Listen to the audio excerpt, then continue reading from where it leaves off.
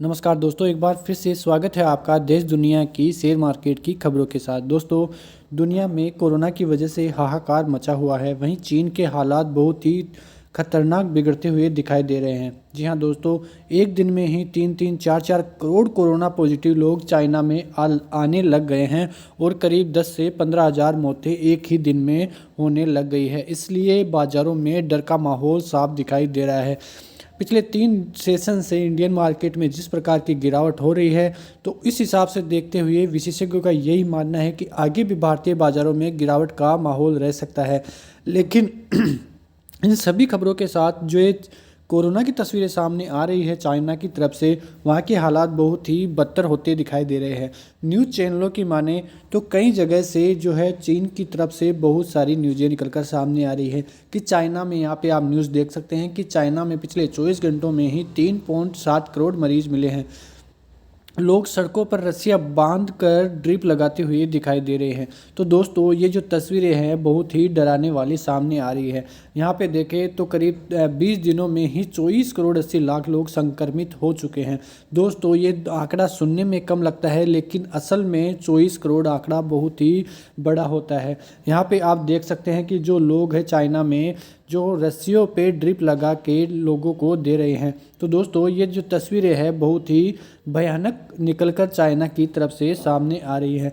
तो दोस्तों, ये जो खबरें चाइना की तरफ से आ रही है वो सोमवार को किस तरह से अब भारतीय बाजारों में इम्पैक्ट करती हुई नजर आएगी, ये तो देखने वाली बात ही रहेगी। लेकिन अभी इंडिया में ऐसी कोई भी स्थिति बनी हुई नहीं है। ये आगे देखने वाली बात होगी कि इंडिया में किस प्रकार का इम्पैक्ट जो है कोरोना की वजह से पड़ता हुआ दिखाई देगा।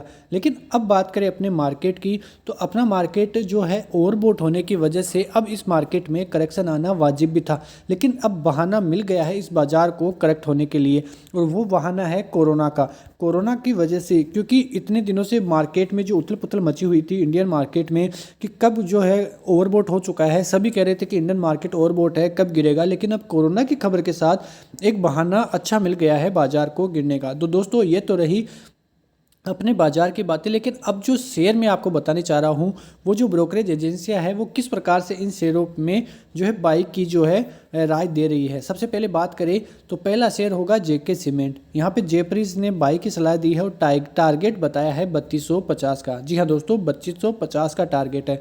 जो दूसरा शेयर है वो है एयरटेल। एयरटेल में जेफरीज ने होल्ड की सलाह दी है और टारगेट 855 का दिया है। वहीं एयरटेल में ही न्यूमुरा ने बाई की सलाह दी है और टारगेट जो प्राइस है वो 855 का दिया है। वहीं अगर तीसरे शेयर की बात करें तो वो होगा बंधन बैंक। बंधन बैंक में गोल्डमैन सैक्स ने नेचुरल जो है राय दी है और टारगेट प्राइस दिया है 297 का। वहीं बंधन बैंक में ही जेफरीज ने बाई की सलाह दी है और टारगेट दिया है 340 का। वहीं बात करें चौथे शेयर की, तो चौथा शेयर है लार्सन एंड टर्बो। वहाँ पे जेफरीज ने बाई की सलाह दी है और टारगेट दिया है 2455 का। जो पांचवा शेयर है आज का वो होगा एसबीआई कार्ड का, और एसबीआई कार्ड में मेस्क्यू ने आउट परफॉर्मेंस की राय दी है और टारगेट दिया है 1200 का।